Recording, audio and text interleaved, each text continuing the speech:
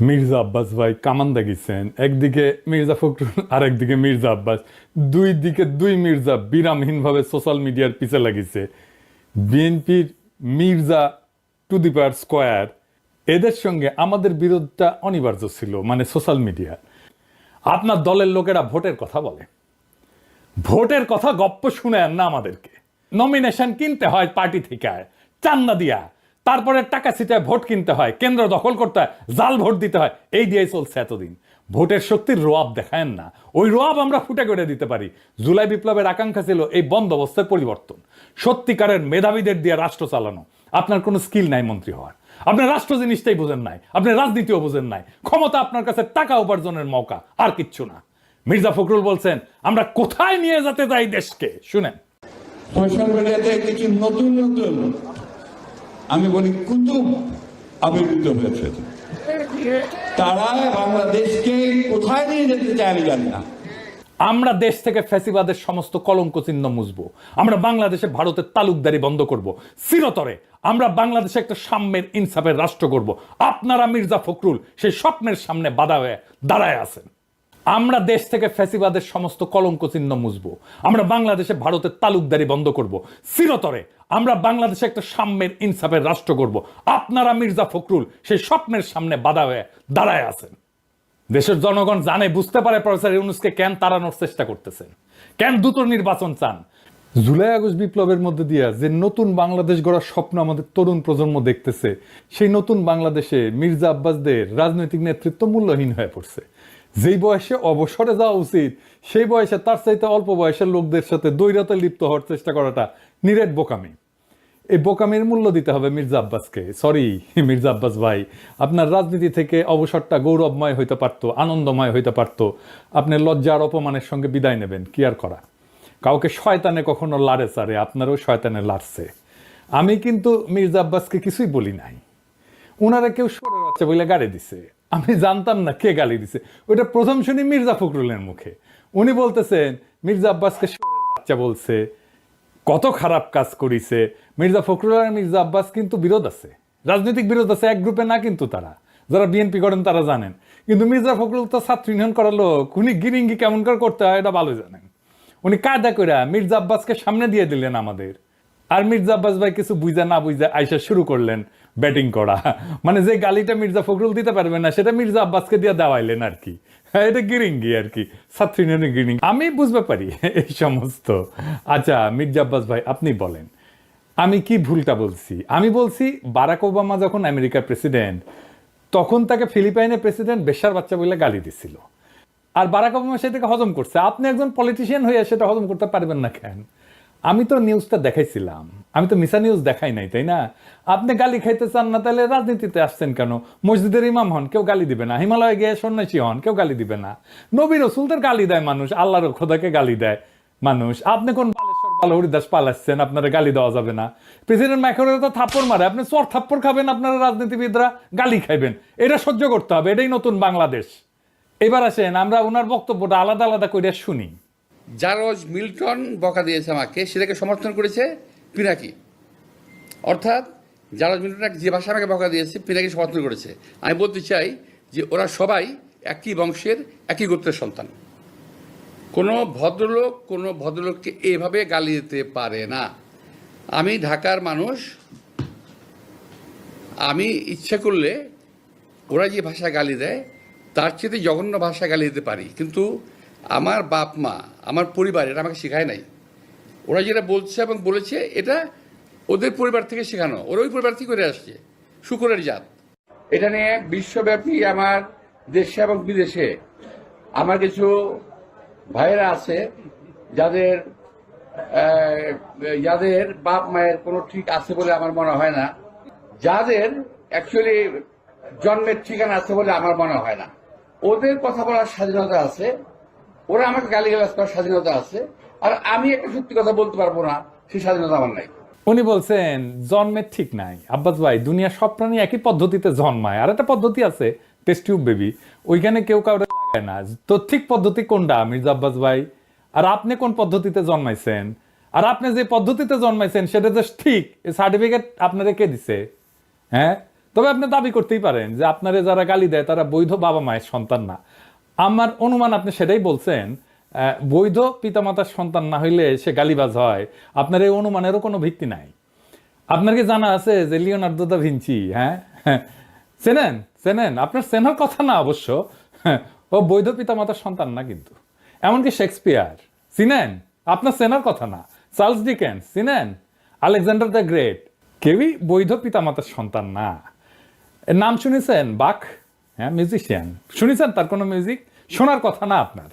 হ্যাঁ, আগাস্টাস সিজারের নাম শুনেছেন? স্টিভ জবসের নাম শুনেছেন? এমনকি জ্যাকি চ্যান সিনেমা দেখেছেন? দুটা কেউই বৈধভাবে বিবাহিত বাবা মায়ের সন্তান না। সেই জন্য মনীষীরা বলে জন্ম হোক যথাতথা, কর্ম হোক ভালো। আপনার কর্মজীবনটা কি আসেন সেটা দেখি। আপনার কর্মজীবন কি ভালো? না মির্জা ভাই, আপনার কর্মজীবন ভালো না। আপনার কর্মজীবন কলঙ্কে ভরা। না, আমি কোনো পত্রিকার নিউজ নিয়ে আপনার চরিত্র হনন করব না, ওইটা আমার কাজ না। 2015 সালে আপনি আপনার নিজের দাখিল করা হলফনামা থেকেই দেখাবো। আসেন আমরা আমাদের ঠিক পথে জন্ম না হওয়া মির্জা আব্বাস ভাইয়ের আমল নামা দেখি। আচ্ছা মির্জা আব্বাস ভাই, মির্জা তো আপনার পারিবারিক পদবি না, তাই না? এটা আপনি লাগাইছেন পরে। আপনার বাবার নামের আগে তো মির্জা নাই, তাই না? আপনার বাবার নাম আব্দুর রাজ্জাক। আপনার এখান মির্জা লাগাইতে হইল ইনফিরিয়রিটি কমপ্লেক্সে। এলিট হইতে চাইছেন, নতুন বাংলাদেশের এলিট হইতে চাইছেন না? টাকা পয়সা হয়েছে, এখন মির্জা না থাকলে ক্যাঙ্কা হয়। অসুবিধা নাই, বাঙ্গুল্যান্ডে এভাবেই সব এলিট গড়ে উঠছে, ওই যে সোহরাওয়ার্দীর বডিগার্ড থেকে। আচ্ছা যাই হোক, মির্জা আব্বাস তো একটা ব্যাংকের মালিক, জানেন তো? ঢাকা ব্যাংক 1995 সালে ব্যাংকটা প্রতিষ্ঠিত হয়, মির্জা আব্বাসই প্রতিষ্ঠাতা। এই ঢাকা ব্যাংকটা দেশের প্রথম দিকের বেসরকারি মালিকানায় প্রতিষ্ঠিত ব্যাংকগুলোর মধ্যে অন্যতম ব্যাংক।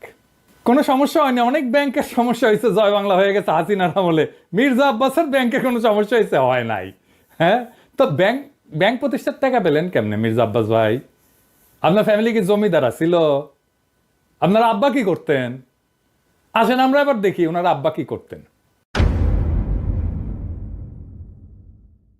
ওনার আব্বা মতিঝিল সরকারি উচ্চ বিদ্যালয় বা মতিঝিল সেন্ট্রাল গভর্নমেন্ট স্কুল হিসেবে যেটা পরিচিত, ওই স্কুলের দপ্তরে ছিলেন। ডং ডং ডং ডং ডং ডং কইরা ঘন্টা বাজাইতেন।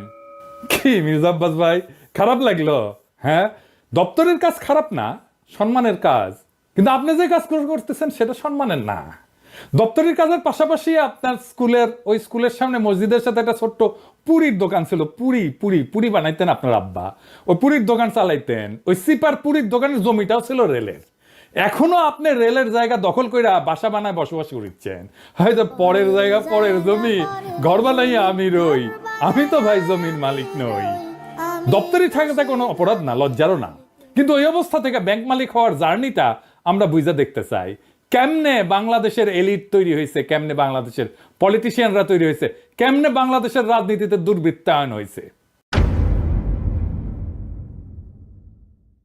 1991 সালে প্রথম এমপি হন মির্জা আব্বাস। তারপরে কিছুদিনের মধ্যে ঢাকার মেয়র, আর 4 বছরের মধ্যে ব্যাংক মালিক। এমপির বেতন কত মির্জা ভাই? মন্ত্রীর বেতন কত? 1-1.5 লাখ টাকা সেই সময় মাসে, তাই না? তো কোন জাদুর কাঠি পাইলেন যে ব্যাংক বানানোর টাকা পাইছেন? এমপি হওয়ার আগে কি করতেন আপনি? আপনি ছিলেন কমিশনার। কমিশনারের বেতন কত? আপনার বৈধ ব্যবসা কি ছিল? বৈধ ব্যবসা ছিল ওই অঞ্চলে শাহজাহানপুরের গরুর হাটের ইজারা নিতেন আপনি। সেই 75 পরবর্তী সময় কমলাপুর রেলওয়ে যত ঠিকাদারি, সড়ক পরিবহন সহ আরো বহু জায়গা থেকে চাঁদা উঠাইতেন। চান্দা তোলাটা আপনার পুরানো অভ্যাস, তাই চান্দা তুলে আমাদের টাকা দিতে চায় যেন আমরা ইউটিউবিং ছাড়ি। শুনেন, ওরা ওই যে ইউটিউবের মধ্যে কি যে পয়সা কামানোর একটা রাস্তা আছে ওদের, সে পয়সা কামাইতেছে। আরে ভাই, পয়সা যদি লাগে আমাদেরকে বল, আমরা চান্দা দিলে দিব না, অসুবিধা নাই তো। চান্দা তোলা ছাড়া আর কিছু করার যোগ্যতা মির্জা আব্বাস আপনার ছিল না কোনোদিনই। কারণ উনি আবার দারুণ মেধাবী। আপনার ইউনিভার্সিটিতে পড়ার যোগ্যতা হয় নাই। সোহরাওয়ার্দী কলেজ থেকে 2nd ক্লাসের ডিগ্রি পাস করেছেন, এই যে সার্টিফিকেট আপনার দেখেছেন। আল্লাহ বাঁচাইছে, আর একটু কম হলে তো জাতির ফিতা হয়ে যেতেন। তো উনি নিজেই নিজের সার্টিফিকেট দাখিল করেছিলেন। যাই হোক, এই একাডেমিক কোয়ালিফিকেশন নিয়ে আপনার তো কেরানিরও চাকরি হইতো না কোথাও, বাংলাদেশেও না। আপনার তো কিছু করার ক্ষমতাই নাই। ইউটিউবে টাকা পাওয়া যায় কথা সত্য, বই লেখাও টাকা পাওয়া যায়, শিক্ষকতা কইরা, অভিনয় কইরা, কবিতা লেখা, গান গায়া টাকা পাওয়া যায়, প্লেন চালালেও টাকা পাওয়া যায়, রিক্সা চালালেও টাকা পাওয়া যায়। আপনার ড্রাইভারও যে ড্রাইভিং করে সেটা তো টাকা পাওয়া যায়। তো আপনি এর কোনোটাই পারেন না। আপনি চান্দা তুলে টাকা তুলতে পারেন, ওটাই আপনার উপার্জন, ওইটাই আপনার ক্ষমতা। তো চান্দা তুলে টাকা দিয়ে ইউটিউব বন্ধ করার আবদার কেন করতেছেন? ব্যথা বেশি দিচ্ছি, ব্যথা কি জিনিস আপনি টের পান নাই? আপনার তো কোনো স্কিল সেট নাই, আপনি কোনো কিছু করে উপার্জন করতে পারবেন না, তাই আসছেন রাজনীতিতে। এটাই বাংলাদেশের রাজনীতির মধু। আপনি ব্যবসাও পারেন না, তাই পারলে এন্টারপ্রেনার হইতেন। তো সম্পদ তৈরির জন্য চান্দাবাজি করেছেন, করেন, এখনো করেন, বোঝা গেল। কিন্তু কোন জাদু বলে ব্যাংক বানাইছেন সেটা আমরা খুঁজে দেখবো, গলায় পাড়া দিয়ে এটা বের করব। আমরা আরো আগে যাই, 1971-এ আপনি তখন মোটামুটি দামরা, কলেজে পড়েন, আপনি নিজে দাবি করেছেন আপনি মুক্তিযোদ্ধা। শোনেন, মূলত আমি এক কথা বলতে পারবো যে ওই 26শে মার্চের রাত্রে যদি আমরা ওই আওয়াজ না পেতাম, যদি আমরা, তাহলে দেশের মানুষের ভাগ্য নিয়ে বহু লোকই সিনেমিনি খেলার সুযোগ পেত, সেটা আর পায়নি। পরবর্তীতে আমরা মুক্তিযুদ্ধে যাই এবং দেশের স্বাধীনতা যুদ্ধে অংশগ্রহণ করি। এটা আবার বিএনপির পেজ থেকে শেয়ার দেওয়া। এই বক্তব্যে উনি বলছেন মুক্তিযুদ্ধে কি করেছেন সেটার কোনো কিন্তু উল্লেখ নাই। 25শে মার্চে কি হয়েছে, শাহজাহানপুরে ওনার বাসা থেকে কি দেখেছেন, ওইটুকুই শুধু বলতে পারেন, তার বাইরে আর যাইতে পারেন না। তার বাইরে গেলে জিয়াউর রহমান মুক্তিযুদ্ধের ঘোষণা অমুক তমুক ওই জায়গায় চলে যান। উনি কোথাও মুক্তিযুদ্ধ করেন নাই। কোন সেক্টরে যুদ্ধ করেছেন, কোথায় ট্রেনিং নিছেন, কারা ছিল সহযোদ্ধা, মিছা কথা কইতে লজ্জা লাগে না মির্জা আব্বাস? এটা চেনেন? 1971-এ পাকিস্তানি বাহিনী তার নাম শুনলে কাপড় নষ্ট করে ফেলতো। ঢাকার গেরিলা মুক্তিযোদ্ধা সাদেক হোসেন খোকার দলের। আমি তার কাছ থেকে জানছি আপনি মুক্তিযুদ্ধ করেন নাই। এমনকি আপনি এই যে যারা মুক্তিযুদ্ধ করছে একই সময় ঢাকায়, আজম খান, ইকবাল সুফি, আলমাস লস্কর, কাজী মোহাম্মদ হেদায়েতুল্লাহ, মোহাম্মদ শফি, খুরশিদ আব্দুল মতিন, আবু তাহের, মোহাম্মদ বাশার, খন্দকার আবু জায়েদ, জিন্না, ফরাদ জামিল, ফুয়াদ, মোহাম্মদ শামসুল হুদা, ডক্টর নিজাম, জাহের, কোসি, ঢাকার মুক্তিযুদ্ধের সেই উজ্জ্বল নামগুলা কারো বন্ধু সার্কেলের লোকও আপনি ছিলেন না। 1971-এ মুক্তিযুদ্ধের যাওয়ার সাহস হয় নাই, আজ আসছেন 71 বাঁচাইতে, দ্বিতীয় স্বাধীনতাকে অস্বীকার করতে। বাহ বাহ, চমৎকার চমৎকার। আর এক জাফর ইকবাল রাজনীতিতে আবার বলছেন আমরা নাকি হাসিনারে যারা সমর্থন করছে সে ব্যবসায়ীদের বিরুদ্ধে কিছু বলি না। শুক্রের গ্রুপ ওরা কিন্তু দেখেন, ওরা শুধু রাজনীতিবিদদের পিছনে লেগেছে, কিন্তু যারা নাকি এই যে হত্যাকাণ্ড ঘটালো, এই যে ছাত্রদের হত্যাকাণ্ডটা ঘটালো, একটা বিশাল একটা ব্যবসায়ী গ্রুপ আছে না? আপনারা দেখেন না 3 তারিখে, 3 তারিখে আগস্টের 3 তারিখে যারা হাসিনার সাথে দেখা করেছিল, মিটিং করেছিল এবং বিভিন্ন ভাষায় তাকে এমনভাবে কথা বলেছিল যে হাসিনা খুন করতে উৎসাহিত হয়েছিল,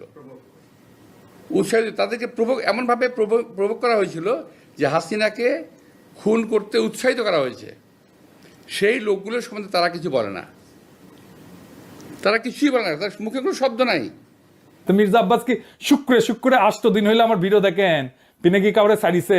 হাসিনা যখন ক্ষমতায় তখন একটা এপিসোডই করছে আলাদা করে ফ্যাসিবাদের সমর্থক ব্যবসায়ীদের, এডিটর সাহেব দেখে দেন না কিছু এক না ওটা থেকে। কিন্তু হাসিনা যাওয়ার পরে আপনার সামনে কেন সময় টিভির মাইক্রোফোন, এডিটর সাহেব বড় কইরা দেখান, মাথার উপরে কেন চ্যানেল 24-এর লোগো? ওরা কি আপনার দুলাভাই লাগে নাকি আপনার চান্দা দেয়? আবার শোনেন, বলতেছে আমরা নাকি সবার পিছিয়ে লাগি। এই গোষ্ঠী কখনো বাংলাদেশকে স্থিতিশীল থাকতে দেবে না। কখনো আমার বিরুদ্ধে, কখনো ওর বিরুদ্ধে, কখনো তার বিরুদ্ধে লেগেই থাকবে। আপনারা অপেক্ষা করেন, কদিন পরে তারা ইউনুস সাহেবকে ধরবে। আমি এটা বলে দিচ্ছি আমি আপনাদেরকে, কদিন সাহেব পরে তারা ডাক্তার ইউনুস সাহেবকে ধরবে। কার পিছে লাগিয়েছি? ইন্ডিয়ান লেসপেন্সারি যারা করে তাদের পিছে লাগিয়েছি। প্রফেসর ইউনুসের পিছনে নাকি আমরা লাগবো? অবশ্যই লাগবো, যদি প্রফেসর ইউনুস ইন্ডিয়ান লেসপেন্সারি করে। ইন্ডিয়ান লেসপেন্সারি বাদ দেন, তারপরে আইসেন আলাপ করতে। আমাদের কাছে খবর আছে, বুঝছেন, সব খবর আছে। কি করেছেন হাসিনার আমলে, কেমনে কারে ম্যানেজ করেছেন, সব খবর আছে। আপনাদের দলের লোকেরা বলে সোশ্যাল মিডিয়া কিছু না, মাঠের রাজনীতি, ভোটের রাজনীতি আসল। হ্যাঁ, আসেন সোশ্যাল মিডিয়া নিয়ে কি করে বিএনপি দেখি।